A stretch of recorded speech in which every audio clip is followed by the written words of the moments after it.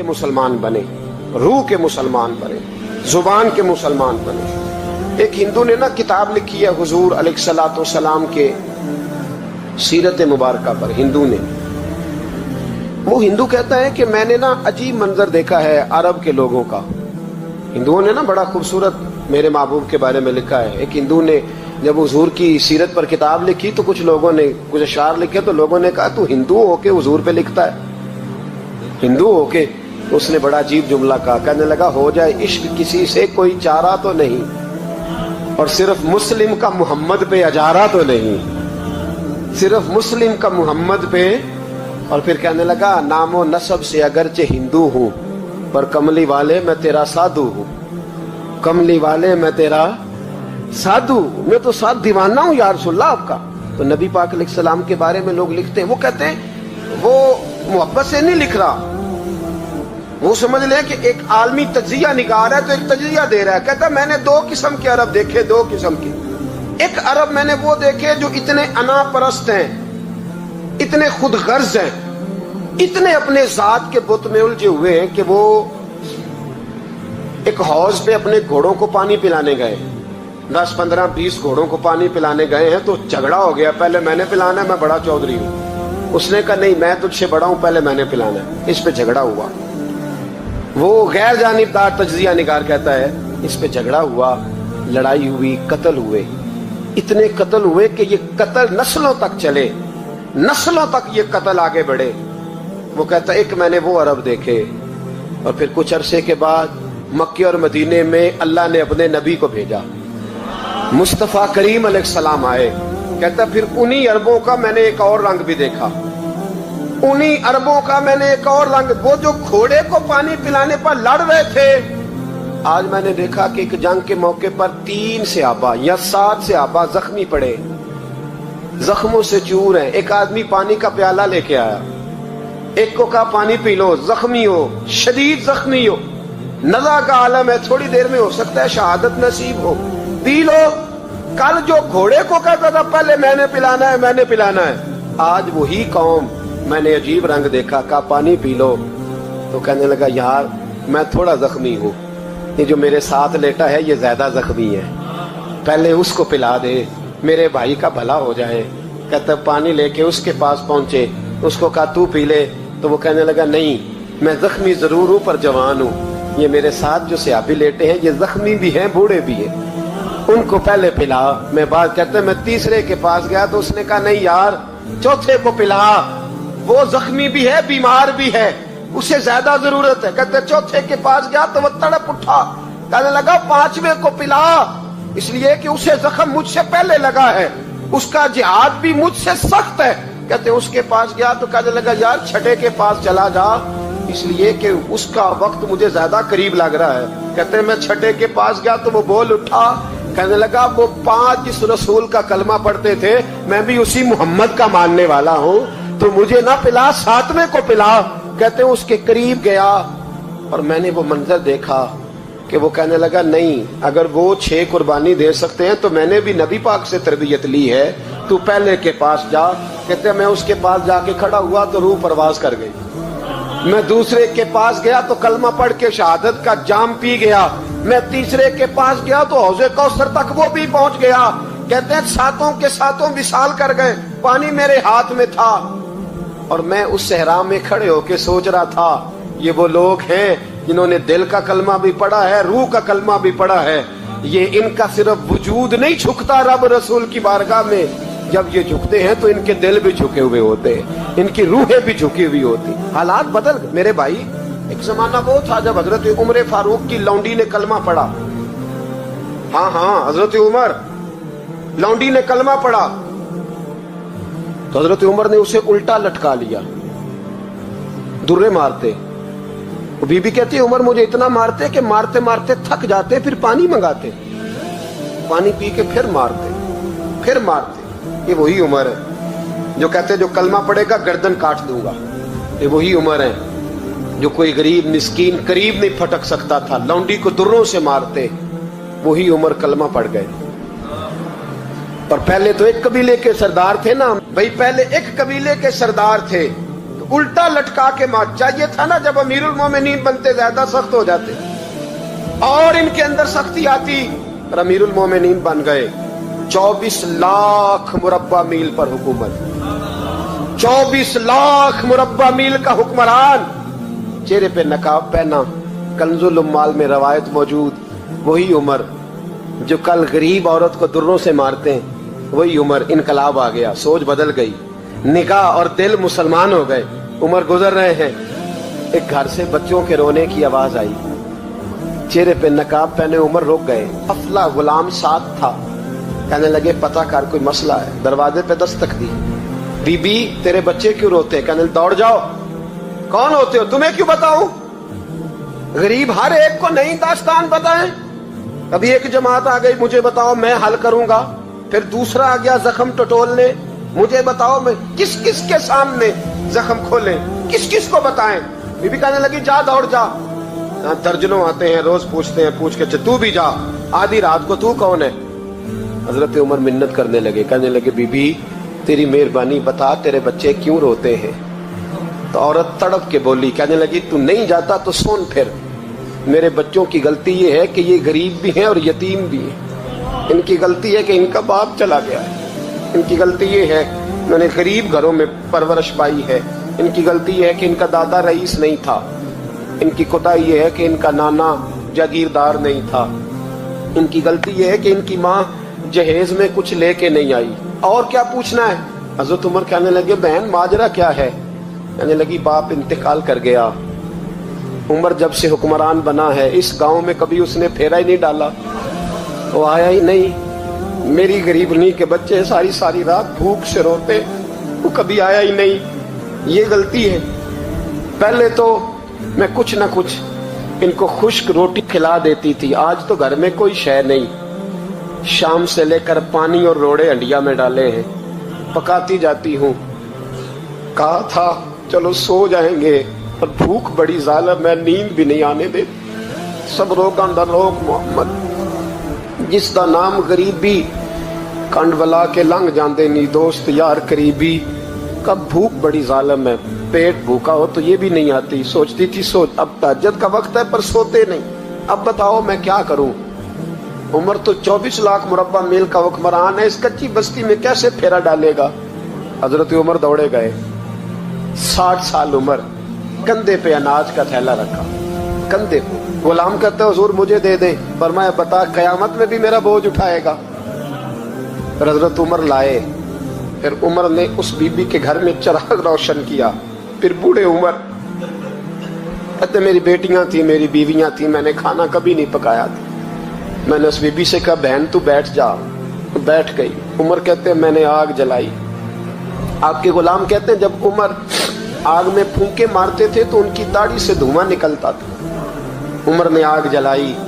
پھر فاروق کہتے میں نے کبھی روٹی نہیں پکائی تھی پر آج میں نے آٹا بھی گوندا. 24 لاکھ مربع میل کا حکمران. اور بھائی جب تیرا دل اور نظر مسلمان ہوتی ہے تو پھر تو جھوٹے دعوے نہیں کرتا، پھر دین تیرے لفظوں میں، جملوں میں، تقریروں میں نہیں رہتا. حضرت سیدنا عمر فاروق رضی اللہ تعالیٰ عنہ آٹا گونتے ہیں، داڑھی ساری آٹے سے بھر گئی. پھر عمر فاروق روٹیاں پکاتے تو ہاتھ جلتے. پھر سالن پکایا. پھر عمر نے دسترخوان بچھایا. پھر وہ چھوٹے چھوٹے بچوں کا عمر نے منہ دھلایا. پھر فاروق اعظم روٹی کے لقمے ان کے منہ میں ڈالتے اور روتے.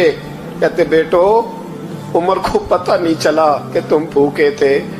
بیٹیوں عمر کو خبر نہیں تھی. عمر سے ناراض تو نہیں ہو. چھوٹے چھوٹے بچے کہتے ہمیں تو پتہ بھی نہیں عمر کون ہے. آپ کیا بات. پھر ان کو عمر فاروق نے کھلایا. پھر فاروق اعظم سیر میں بیٹھ گئے، ان کو ہنساتے رہے. غلام کہتے حضور اب کیا کرتے ہو؟ فرمایا جو میری وجہ سے روئے تھے انہیں خوش نہ کروں. پھر اس بی بی کی طرف متوجہ ہوئے. کہنے لگے اگر عمر نہیں آیا تو آپ ہی خبر کر دیتی. بی بی کہنے لگی ڈیوٹی عمر کی ہے خبر لینے کی، میری نہیں ہے کہ میں جا کے بتاؤں. میں کیوں بتاؤں؟ حضرت عمر کہنے لگے چل عمر کو معاف کر دے. کہنے لگی اسے کیا معاف کرنا ہے، میں تو دعا کرتی ہوں اللہ اسے ہٹا دے اور آپ کو بنا دے. میری دعا ہے کہ وہ چلا جائے آپ آ جائیں. فرمایا اگر میں بن جاؤں تو عمر کو معاف کر دو گی؟ کہا ہاں کر دوں گی. حضرت عمر نے چہرے سے نقاب اتارا.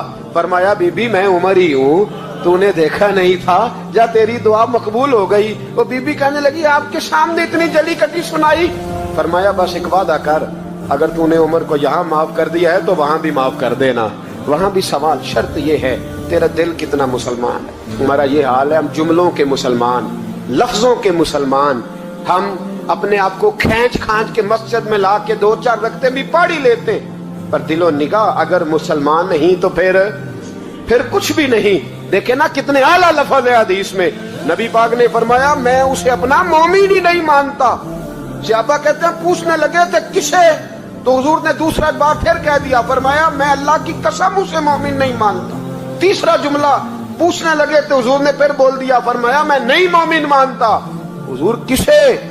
फरमाया जो खुद तो पेट भर के खाए और उसका पड़ोसी भूखा सो जाए। 3 दफा हुजूर ने कहा मैं मोमिन ही नहीं मानता। इतनी मर्जी तस्बीह पढ़े तो ना मर्जी रब रब कहे। तो मेरे भाई याद रखे, रहमतुल्लाह अलैह दरवेश थे दिल्ली के, बहुत सारे लोग मुरीद थे। एक बड़ा खिदमत गुजार मुरीद था, मजदूरी करता था, गरीब था, तो 6 बेटियां थी उसकी। हजरत साहब के पास रोज आके कहता हुजूर बच्चियों के लिए दुआ करें, अल्लाह कोई असबाब पैदा कर दे। एक बच्ची की शादी का खर्चा 1000 दिनार है और मैं गरीब हूं। हजरत साहब दुआ कर देते। खानका शरीफ के थोड़े ही फासले पर, हजरत जहां बैठ के मुरीदों की तरबियत करते थे, उससे थोड़ा ही फासले पर ना एक ईसाई रहता था, बड़ा मालदार था, बड़ी सारे ऊंट, गायें, भेड़, बकरियां रखी हुई थी और हजरत शरफुद्दीन रहमतुल्लाह अलैह की बड़ी मुखालफत करता था। और ये जो आपका गरीब मुरीद था ये उसका पड़ोसी था। एक दिन बुला के ना उनको कहने लगा कि तू किधर जाके जो है वो टकरे मार रहा है, वहां से कुछ नहीं मिलने वाला। वो तुझे क्या देंगे जिनकी खानका खुद चंदे पे चलती है, मदरसा चंदे पे चलता है, मस्जिद चंदे पे चलती है, तेरी बेटी का मामला कहां हल होगा? तो उस दरवेश ने कहा कि तू मेरे पीर को नहीं जानता, तू अजय मेरा महबूब नहीं डिठा, तो पता नहीं ना, तू इस रास्ते का मुसाफिर नहीं, तू नहीं जानता। उनका बस चले ना तो वो हर कीमत में मेरी बेटियों की शादी करा दे। अब वो ईसाई था, कहने लगा अच्छा चलो ठीक है, अगर इतनी बात है ना तो जाओ उनसे जाके कह दो कि 6 साल के लिए मेरे साथ मुआहदा कर ले, तो मेरे जानवरों को चारा डाल दिया करे, 6 साल ड्यूटी करे, मैं 6000 दिनार दे देता हूं। वो मेरे साथ 6 साल मेरे जानवरों को चारा डाले रखते हैं ना, अब चारा डालने के लिए एडवांस पैसे दे के। अब तो लोग उन्हें भी गुलाम ही बना लेते हैं, बड़ी थोड़ी तनख्वाह देते हैं, जुल्म करते हैं, पूरा मुआवजा नहीं देते। हजरत शेख शरफुद्दीन के बारे में वो कहने लगा जो अपने पीर से जाके कह के मेरे जानवरों को 6 साल चारा डाले, मैं 6000 दे देता हूं, तू जो कहता है हर कीमत पे जाने को तैयार है। उसने जब ये बात की तो मुरीद ने नाराज हो गया, वो लड़ाई हो गई, गिरबान पकड़ लिया, झगड़ा हुआ, बात बड़ी दूर गई। इस तरह की बात करता मेरे हजरत के बारे में, तेरे जैसे कई मैं वहां काम पे रखा दूं। जब बड़ी बहस हुई, बात मोहल्ले में, इलाके में फैल गई, दुनिया ने सुन ली, तो शेख शरफुद्दीन तक भी पहुंच गई। इस तरह झगड़ा हुआ है। लोग सो गए इशा की नमाज के बाद। हजरत साहब ने ना सर पे कपड़ा लिया, उस ईसाई के दरवाजे पे दस्तक दी, वो बाहर आया, फरमाने लगे लोग तो सोच समझ के मुलाजम रखते हैं, तूने भी तो सोच ही लिया होगा, तभी तो मुझे ऑफर की है। तू अपनी ऑफर पे कायम है? वाकई मुझे रख लेगा और 6000 दिनार दे देगा? कहने लगा जा बाबा काम कर अपना। फरमाया नहीं, तूने इतने लोगों में बात की, इतनी बहस हुई, तो कायम है? कहने लगा मैं तो कायम हूं पर आपने नहीं कायम रहना। फरमाया मैं सोच समझ के आया। उसने कहा आप ड्यूटी करेंगे, भैंसों को चारा डालेंगे? फरमाया एक शर्त, बस जब अजान हो जाए ना तो मुझे रब की नमाज पढ़ने की इजाजत दे देना, बाकी सुबह शाम जो तू कहेगा। अगर उस गरीब की बेटियां ब्याही जाए तो मुझे और क्या चाहिए? उसकी 6 बेटियों का बोझ है उसके सर पे, तू मुझे रख ले। अल्लाह अकबर। वो कहने लगा चले पे मेरे साथ खते बंदगी कर ले। आजकल हम स्टाम करते हैं, उस जमाने में खते बंदगी होता था, गुलामी का खत काजी शहर के पास, यानी उसका ख्याल था कि चलो स्टाम की बात करूंगा तो भाग जाएंगे। फरमाया चल मैं तैयार हूं। काजी तक गए, तय हो गया, 6000 दिनार दे दिए। हजरत ने मुरीद को बुलाया, फरमाया पुत्र ये ले जा मेरी बेटियों को रवाना कर दे। कहने लगा हुजूर ये क्या कर रहे हो आप, कुछ सोचे? फरमाया यार जब तुझे बेटा बना लिया तो फिर मेरी पोतियां तो लगती हैं ना, मेरा हक तो बनता है ना, जा जाके ड्यूटी कर, उनको ब्याह दे। बात फैल गई। बादशाह भी अकीदतमंद था, वो 12000 दिनार लेके पहुंचा। क्या बताऊं इन रब के बंदों का दिल कैसा होता है। کیا درد ہوتا ہے، کیا رنگ۔ 12,000 دینار لے کے بادشاہ آیا اور آ کے حضرت کو پیش کیے کہ حضور آپ دیں اس عیسائی کو ڈبل دیں اور جائیں کام کریں۔ آپ فرمانے لگے تو پیسے دے، شرطیں نہ لگا، میرا جہاں دل کرے گا میں خرچ کروں گا، مجھے تو مزہ ہی اب آنے لگا ہے، ابھی تو لطف آ رہا ہے، ابھی تو ذائقہ آیا ہے کچھ کرنے کا، پیسے دینے ہیں تو دے، پابندی نہ لگا، جہاں میرا دل کرے گا میں۔ اس نے کہا حضور ٹھیک ہے رکھ لیں۔ حضرت نے فجر مسجد میں پڑھی، جیب میں 12,000 دینار تھے، اعلان فرمایا بھی کسی اور کی بیٹی بھی بیٹھی ہے تو پیسے میرے پاس ہے۔ وہ 12,000 دینار بھی بانٹ دیا، اور 12,000 دینار بانٹ کے نہ تو پھر چلے گئے کھیت میں چارہ کاٹنے۔ اس عیسائی کو کسی نے بتلایا کہ ان کے پاس تو 12,000 آیا ہے پر تجھ سے جان نہیں چھڑائی انہوں نے، کہ وعدہ یہ ہوا تھا کہ 6 دیں گے تو جائیں گے، جب تک دیں گے نہیں تیرے گھر میں کام کریں گے۔ وہ نہ چارہ کاٹ رہے تھے، حضرت صاحب تو وہاں پہنچ گیا، دور جا کے کھڑا ہو گیا، کہنے لگا بابا پہلے تو میں نے مسلمانوں کے اخلاق سنے تھے، اب تو میں نے دیکھ بھی لیے، پر یہ بتا جب 12,000 آیا تھا جان کیوں نہیں چھڑائی؟ تو حضرت چارہ کاٹتے کاٹتے رو پڑے، فرمانے لگے تو نہیں نہ جانتا یہ بیٹیاں سانجھی ہوتی ہیں، پتہ نہیں نا، میرے رسول پاک نے تو حاتم تائی کی بیٹی کے سر پہ کپڑا رکھ کے کہا تھا بیٹیاں برابر ہوتی ہیں، تو یہ نہیں پتا جب اس کی 6 بیٹیوں کی شادی ہوئی ہے میرے اندر روحانیت کتنی بڑی ہے۔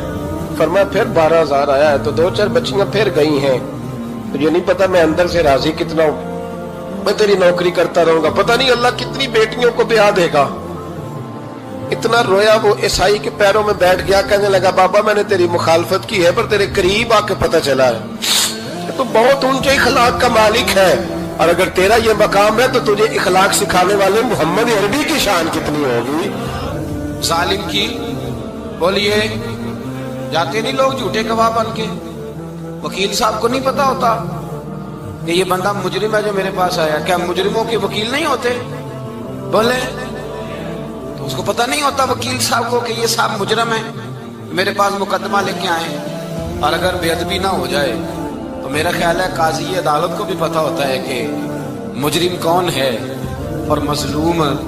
میرے نبی پاک صلی اللہ علیہ وسلم نے اس قدر زیادہ سختی فرمائی اس مسئلے میں، فرمایا جس کو پتا تھا کہ فلاں آدمی ظالم ہے، ظلم کر رہا، پھر وہ ظالم کا گواہ بنا یا اس نے ظالم کی مدد کی، کتنی کی؟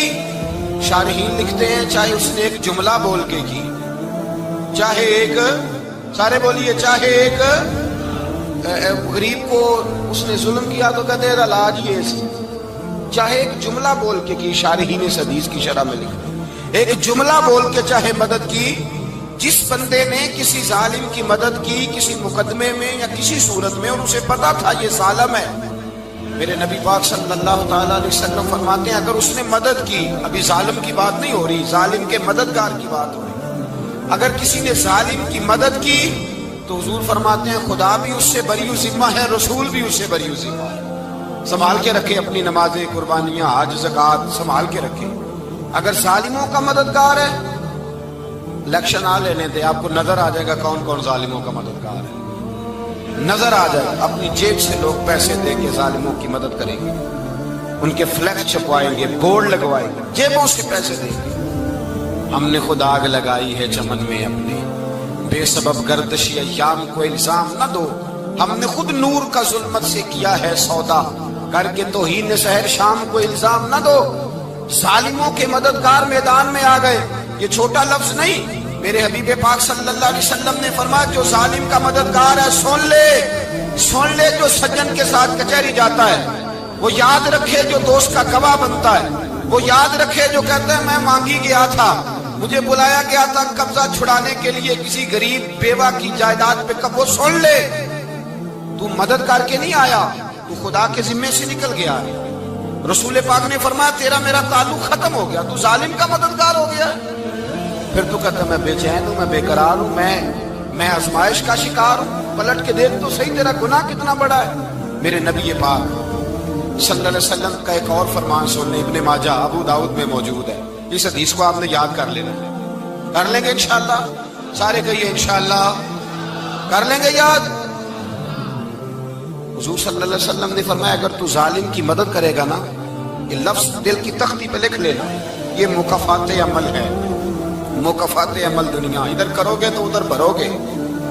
فرمایا اگر تو کسی ظالم کی مدد کرے گا، سن لے حضور کا فرمان ہے، اگر تو ابن ماجہ ابو داؤد صحاح میں موجود ہے، فرمایا اگر تو کسی ظالم کی مدد کرے گا تو رب تعالیٰ مرنے سے پہلے پہلے تیرے اوپر بھی ظالم کو مسلط کر دے گا، تیرے اوپر بھی ایک دفعہ ظلم ضرور ہوگا اگر تو ظالم کی، وہ کسی صورت میں بھی ہو سکتا ہے، کسی صورت میں تیرا بیٹا ہی اٹھ کے ظلم کر دے گا، تو الجھ جائے گا، کسی نہ کسی جگہ تیرے لیے تباہی کا سامان ہوگا، تیرے اوپر ظلم ہوگا، اس لیے کہ تو ظالموں کا مددگار ہے۔ چاہیے یہ تھا کہ تو مظلوم کی مدد کرتا، انسانی ایمانی یقین کا فریضہ سر انجام دیتا، تو ظالموں کا مددگار ہو گیا۔ ٹٹول کے دیکھ لیں، رزلٹ نکال کے دیکھ لیں، ہمارے زمانے میں ظالموں کے مددگار زیادہ ہیں، اتنی لمبی زبانیں نکال کے ظالموں کی مدد کرتے ہیں، بڑے بڑے کالم نویس اللہ نے انہیں قدرت دی لکھنے کی، تو اپنا قلم ظالموں کی مدد میں خرچ کرتے ہیں۔ وہ لوگ جن کو اللہ تبارک و تعالیٰ نے قدرت دی، ہمت دی، طاقت دی، کچھ لوگ ان کے حلقہ احباب میں وہ اپنے لوگوں کو استعمال کر کے ظالموں کی مدد کرتے ہیں، ظالموں کی مدد کرتے ہیں۔ میرے نبی کریم سید عالم نور مجسم صلی اللہ علیہ وسلم نے فرمایا اگر تو نے ظالم کی مدد کی تو جب تک تو توبہ نہیں کرے گا رب تجھ سے ناراض ہی رہے گا۔ اللہ تجھ سے، او بھائی جس سے رب بھی ناراض ہو گیا، نہ کھانا نہ پینا نہ سونا نہ جاگنا نہ نیند، پھر تیری ہر چیز تیرے لیے آزمائش ہو جائے گی، پھر تیرا سایہ بھی تیرے لیے خوف کا سامان بنے گا، پھر زندگی جیتی جاگتی لاش بن جائے گی، تو اپنے کندھوں پر اپنی میت اٹھائے پھرے گا جب تو ظالم کا مددگار ہوگا۔ اور نبی پاک صلی اللہ علیہ وسلم نے فرمایا ظالموں کا مددگار بھی ظالم ہوتا ہے، ظالموں کا مددگار بھی، سارے بولے ظالموں کا مددگار بھی نہیں، کو نہیں، آپ سارے نہیں بولے، ایک دفعہ بولے ظالموں کا مددگار بھی، پکی بات ہے، ظالموں کا مددگار بھی۔ اللہ، جس کا یارانہ ہو، جس کا دوستانہ ہو، جو کہے میں نے نا اس کو اوکھے ویلے کے لیے ظالم کو یاد رکھا ہوا ہے، کبھی مشکل پر رکھے نہیں ہوئے لوگوں نے ظالم دوست، کہتے میں نے رکھے ہوئے ہیں، بلکہ ہمارے دیہات میں تو کہتے ہیں میں نے بازو بنائے ہوئے۔ کس کو بازو بنا لیا؟ ظالم بھی کبھی بازو ہوتا ہے، جو ظلم کی تلوار لیے میدان میں کھڑا ہے۔ قارون، حامان، فرعون، نمرود کا حال نہیں لوگوں نے دیکھا؟ اپنے زمانے میں آپ نے کتنے لوگ نہیں دیکھے جن کے سائے سے، آواز سے لوگ کانپتے تھے؟ پھر پولیس کی گاڑیوں میں وہ اس طرح مردہ پڑے کہ دنیا نے تماشا دیکھا ان کا، یہ رنگ ہم نے دیکھے نہیں اپنے آنکھوں سے۔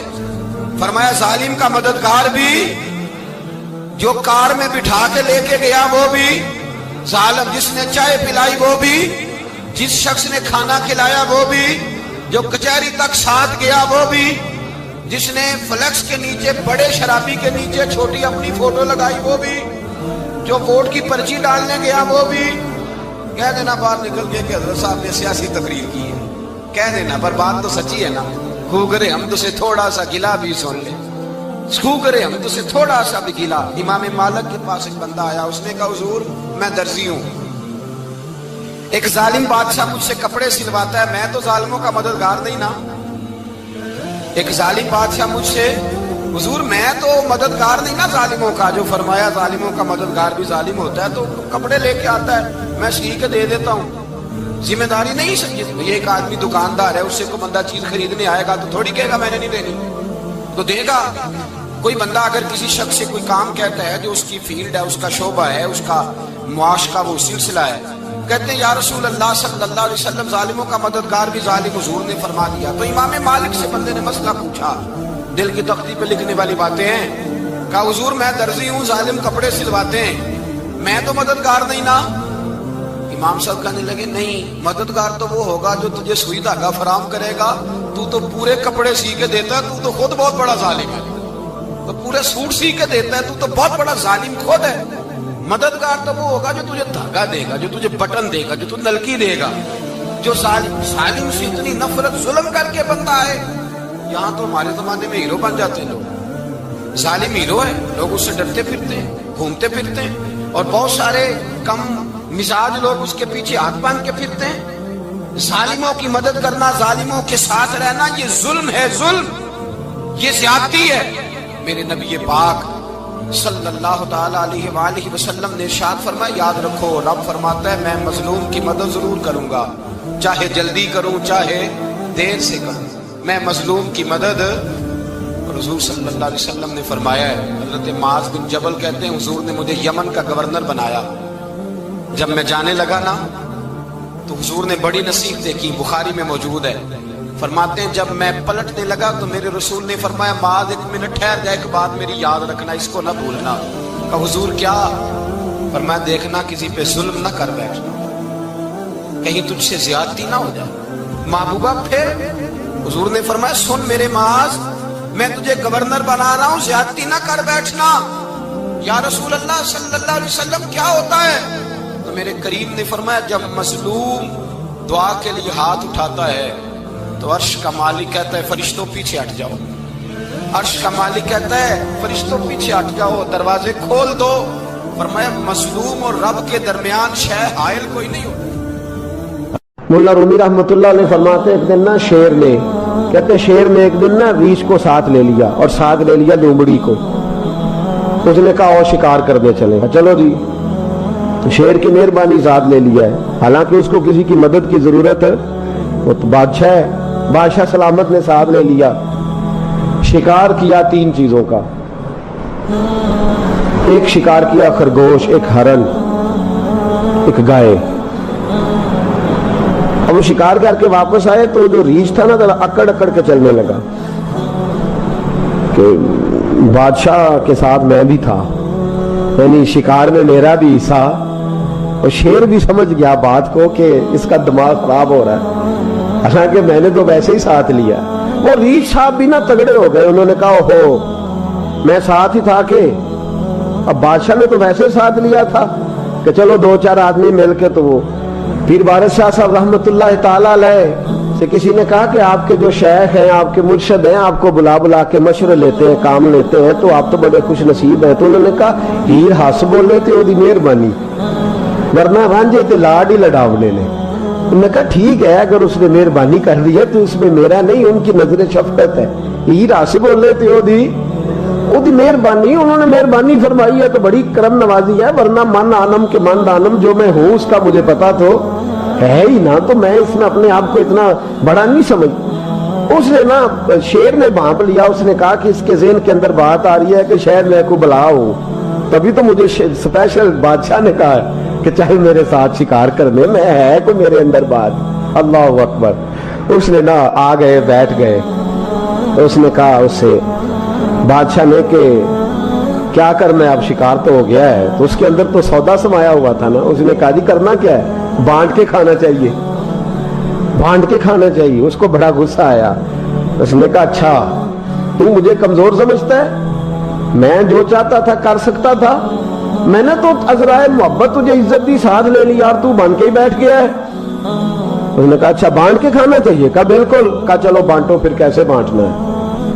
ہرن کا اور بکرے کا گوشت ایک جیسا ہوتا ہے، بلکہ ہرن کا زیادہ مہنگا ہوتا ہے، لذیذ ہوتا ہے۔ اب اس نے تقسیم کیسی کی دی، اس نے چلاکی کرنی چاہیے، کہنے لگا جی تقسیم سیدھی سی ہے، آپ بڑے ہیں گائے آپ کی، 3 جانوروں کا شکار ہوا نا، گائے ہرن اور خرگوش، کہنے لگا آپ بڑے ہیں گائے آپ کی، میں درمیانہ ہوں تو ہرن میرا، اور لومڑی چھوٹی ہے تو خرگوش لومڑی کا۔ اس نے کہا تیرا بھلا ہو جائے، کیسی تم نے تقسیم کی ہے۔ اس نے مارا پنجا اور ریچھ کو بھی مار دیا۔ اس نے کہا تو عجیب آدمی ہے بھائی، تجھے تو ذرا موقع دیا ہے تو تو نے ہاتھ ہی وہاں ڈال لیا ہے جہاں بالکل تیرا بنتا ہی نہیں تھا۔ اللہ اکبر۔ اس نے کہا اچھا مر گیا۔ اب لومڑی بھی سنبھل کے بیٹھ گئی، لومڑی ذرا تیز ہے چلاک ہے، تو مولا رومی علیہ رحمہ کہتے ہیں، اور شیر کہنے لگا لومڑی سے چل تو تقسیم کر، تو تقسیم کر کیا کرنا چاہیے۔ تو کہنے لگی بادشاہ سلامت تقسیم بڑی سادی سی ہے، سویرے ناشتہ خرگوش کا کرے، دوپہر کو آپ جب کھانا کھانے لگے تو ہرن تناول فرمائے، اور شام کو ذرا آپ زیادہ کھاتے ہیں تو آپ گائے کھائیں، یہی تقسیم ہے۔ بڑا راضی ہوا شیر۔ اس نے کہا تو نے یہ تقسیم بڑی اچھی کی ہے، یہ کہاں سے سیکھی ہے؟ کہنے لگی ریچھ کی موت سے سیکھی ہے، ابھی مرا ہے میرے سامنے، اس کی موت سے میں نے سیکھی ہے، اس لیے کہ اگر یہ تقسیم نہ کی تو مر میں بھی جاؤں گی۔ बात तो तफन्नो की है, ज़राफत की है, लेकिन मुल्ला रूमी क्या फरमाते हैं? वो फरमाते हैं दूसरों की मौत से ही सीख जा। हजरत उमर का विसाल हुआ, कब्र पे मिट्टी डाली जा रही थी, हजरत अबू दरदा ने ना यूं मिट्टी पकड़ी हुई है, तो एक एक चुल्लू करके मिट्टी डालते हैं ना, पहले 3-3 चुल्लू डालते हैं कि चलो हमारा भी इस नेकी में हिस्सा हो जाए। तो मिट्टी डालने के लिए ना मिट्टी पकड़ी हुई थी, तवज्जो है आपकी मेरी बात पर। उस मिट्टी को लेकर के जा रहे थे हजरत अबू दरदा, मिट्टी लेके जाते हजरत सैयदना अबू दरदा हजरत उमर की कब्र पर डालने के लिए, यूं पकड़ी हाथ में, मिट्टी डालने का इरादा करते तो वापस आ जाते, फिर जाते तो वापस आ जाते, फिर जाते। लोगों ने कहा अबू दरदा डालते क्यों नहीं? तो आंखों में आंसू आ गए, रो पड़े, कहने लगे इज्जत के इस कोहे गिरां पे मिट्टी डाल दूं, वकार के इस बादशाह पे मिट्टी डाल दूं? फरमाने लगे शहनशाह किरदार पर इस पर मिट्टी डाल दूं? और फिर वो मिट्टी पकड़ी और अपने सर पे डाल ली। फरमाने लगे उमर तू मिट्टी के काबिल नहीं, मिट्टी के काबिल तो मैं हूं, मैं था जिस पर मिट्टी पड़नी चाहिए थी। और आप फरमाने लगे लोगों सुन लो, अगर उमर जैसे तकवे के बादशाह भी रब ने इस जमीन से उठा लिए तो हम भी बचेंगे नहीं, हमने भी अल्लाह की बारगाह में जाना है। अगर इतने इतने पाकबाज लोग अगर नेकी ही दुनिया में रहने का सबब होती तो ये पाक लोग हमेशा दुनिया में रहते। फरमाया अगर ये चले गए तो चले, हमने भी जाना है। हजरत खजर अलैहिस्सलाम आए, कहने लगे हुजूर, शेख अब्दुल कादिर जिलानी से कहने लगे आप दुआ न करें, मैं पैगाम लेके आया हूँ, इसके नसीब में ही औलाद नहीं, न करें दुआ, ने कर दी पर यहाँ तो है ही नहीं। तो ये लाडले हैं ना रब रसूल के, अल्लाह रसूल को मना लेते हैं। तो गौसे पाक कहने लगे अच्छा नहीं इसके नसीब में दुआ, चलो ठीक है, औलाद कोई नहीं, कोई नहीं। फिर हाथ उठाए, कहे अल्लाह तुझे पता था ना कि ये मेरी तरफ आ रही है, और अल्लाह तुझे इल्म था ना मेरे दरवाजे तक आ गई है, और मालिक तुझे पता था ना दुआ का कहेगी और मैं दुआ करूंगा, तू जानता था ना। अच्छा अच्छा मैं समझ गया। अब ये लोगों से जाके कहेगी मैं अब्दुल कादिर तक भी हुआ यूं पर मेरा काम नहीं बना, मिला कुछ नहीं, ये कहे और 2 आंसू शेख अब्दुल कादिर जिलानी गौस पाक, अल्लाह अच्छा ठीक है, ये कहेगी ना मैं हुआ यूं, ठीक है कोई अर्ज नहीं। लफ्ज कहे हुजूर गौसे पाक ने तो जनाब खिजर वहीं खड़े खड़े कहने लगे अब्दुल कादिर तेरे भी कुर्बान जाऊं, और तेरे रब के तेरे साथ प्यार के भी कुर्बान जाऊं। रब फरमाता है बोलिए कितने बेटे चाहिए बीबी को, आप कीजिए बात। तो गौस पाक फरमाने लगे चूंकि मेरे घर आई है तो रब से फरमाए 7 बेटे तो अता कर देना। ओ भाई इतनी सी बात नहीं लोगों की समझ में आती कि मेरा कोई लाडला प्यार वाला हो तो मैं मान जाता हूं, तो जो रब रसूल के लाडले वो जब बात करते हैं तो अल्लाह रसूल भी मान जाते हैं। भाई इतनी सी बात है। एक शख्स ने आके कहा हुजूर मेरा वालिद इंतकाल कर गया, रात ख्वाब में देखा बड़े अजाब में। लोग बड़े परेशान होते हैं इन बातों में बड़े, लेकिन मैं बड़े दलाइल कायम कर सकता हूँ। हाँ हमें क्या मलांग समझते हैं कि हम जो बात करेंगे बगैर दलील के करेंगे? बैठ के लोग कहानियां सुना रहे हैं कि जनाब गौस पाक ऐसे कर सकते थे, ये कैसे हो सकता है। तो जो कहानी तुम सुना रही हो तो काफिर भी सुना रहा है। वो कहता है अगर तुम्हारा रब सारा कुछ कर सकता है माज़अल्लाह तो फिर उसे कहो फलाना काम करे। इसका क्या जवाब है तुम्हारे पास? बड़ी बड़ी अजीब लोग कहानियां करते हैं और शर्म नहीं आती अल्लाह वालों के बारे में, इतनी कच्ची और गलीज जुबान इस्तेमाल करते। और मुझे कहने वालों पर इतना शिकवा नहीं जितना सुनने वालों में शिकवा। ऐसे लोगों को सुनते हो जो तौहीन करते हैं रब करीम के बंदों की। सुनो हुजूर गौसे पाक से आके कहा हुजूर मैंने रात ख्वाब में अपने वालिद को देखा अजाब में, मैं बड़ी तकलीफ में हूं, मेरे अब्बा के लिए दुआ कर दें। तो गौसे आजम फरमाने लगे वो यहां कभी आया था, बैठा था। हदीस है सही बुखारी में सही मुस्लिम में कि जिक्र वालों की मजलिस में बैठने वाला बदबख्त नहीं रहता, अल्लाह उसे सईद बख्त कर दिया करता है। ये हदीस है बुखारी मुस्लिम में हदीस। अब तुम हदीस मानने से भी इनकार करोगे? जो अल्लाह वालों की महफिल में आए बदबख्त हो तो रब सईद बख्त कर देता है, बुखारी मुस्लिम है। जो जिक्र वालों के साथ बैठे तो रहमत उसे घेर लेती है। उसने कहा हुजूर मेरे वालिद आए हैं आपकी महफिल में। तो गौस पाक ने बुझा लिया मुझल्ला, कहा मालिक तेरे महबूब का फरमान है ना कि जो जिक्र की महफिल में बैठे उन्हें रहमत घेर लेती है, उन पर सकीना नाजिल होता है। वो बदबख्त हो तो सईद बख्त हो जाते हैं। तो अल्लाह फिर बंदा नमाजी करना, वो हमारे साथ बैठा करते थे। मेहरबानी फरमाना, करम नवाजी फरमा। वो शख्स कहता है मैं रात को जाके सोया तो ख्वाब में अब्बा मिले जन्नत का लिबास पहना हुआ है, और मेरे वालिद कहने लगे पुत्र सारे काम छोड़ देना, अब्दुल कादिर जिलानी का दरवाजा ना छोड़ना, खबरदार गौस पाक का दरवाजा न छोड़ना, हमें मलंग ना समझो। آپ کیا سمجھتے ہیں کہ ہم ایسے کو ملنگ تلنگ لوگ ہیں جس کے مرضی پیچھے لگ جائیں گے؟ ہم تو بڑے سیانے لوگ ہیں، ہم تو بڑی جلدی کسی بندے کو تسلیم ہی نہیں کرتے۔ ہر بندہ اپنے ابا کا نام اپنے نام کے ساتھ لگاتا ہے۔ ہم نے زندگی قادری لکھ کے گزار دی ہے ساری۔ آپ کیا سمجھتے ہیں کچے پکے لوگ ہیں؟ اور صرف یہاں نہیں، وصیت لکھ کے رکھی ہے، مریں گے بھی تو قبر پہ پہلے لفظ قادری لکھنا، اس لیے کہ خدا کے فضل سے ہم پر ہے سایہ غوث اعظم کا، اور ہمیں دونوں جہاں میں ہے سہارا۔ اور بڑی تحقیق کے ساتھ اور بڑی ریسرچ کے ساتھ اور بڑے سیانے بن کے، لیکن جس دن کا مان لیا ہے پھر بالکل ہی مان لیا ہے، پھر بالکل ہی مان لیا۔ آپ یقین کریں مجھے مزہ آتا ہے جب مجھے کوئی کہتا ہے قادری صاحب، بڑا مزہ آتا ہے، بڑا سرور آتا ہے۔ کوئی میرے نام سے نہیں نہ پکارتا، اس کا بنا کے پکارتا ہے، کوئی اس کا بنا کے پکارتا ہے، کوئی اس کا کہہ کے پکارتا ہے تو ذرا چسکا آتا ہے، یعنی اس میں سرور آتا ہے، اس میں ذرا کیف آتا ہے۔ حضور غوث پاک آپ کی نسبت بڑی شان والی، آپ کا مقام بڑا۔ حضرت مولانا جمیل الرحمان قادری اعلیٰ حضرت کے مرید ہیں، وہ فرمایا کرتے تھے خدا کے فضل سے ہم پر ہے سایہ غوث، ہمیں دونوں جہاں میں ہے سہارا۔ اور قادری کہتے ہیں غوث پاک سے پیار کرنے والے کو، جو بھی پیار کرے وہی قادری ہے۔ تو خدا کے فضل سے ہم پر ہے سایہ، ہمیں دونوں جہاں میں ہے سہارا، خدا دے گا منادی حشر میں یہ قادریوں کو، کہاں ہے قادری کر لے نظارہ غوث اعظم، کہاں ہے قادری کر لے نظارہ۔ اور پھر فرماتے ہیں جمیل قادری 100 جاں سے ہو قربان مرشد پر، اپنے شیخ کی بات کرتے ہیں، جمیل قادری 100 جاں سے ہو قربان مرشد پر، بنایا جس نے مجھ جیسے کو بندہ غوث اعظم کا۔ یہ غوث اعظم واحد صوفیاء کی جماعت میں امام ہستی ہیں کہ کوئی کسی بھی سلسلے سے تعلق رکھے، وہ نقشبندی ہے، وہ چشتی ہے، وہ سہروردی ہے، آج آپ کو سارے 11ویں دیتے نظر آئیں گے، اس لیے کہ غوث اعظم رضی اللہ تعالیٰ عنہ کے فیض جب برسا ہے تو می بن کے ہی برسا ہے، اور ہر جگہ ہی برسا ہے، ہر جگہ ہی برسا ہے۔ تو بجائے اس کے کہ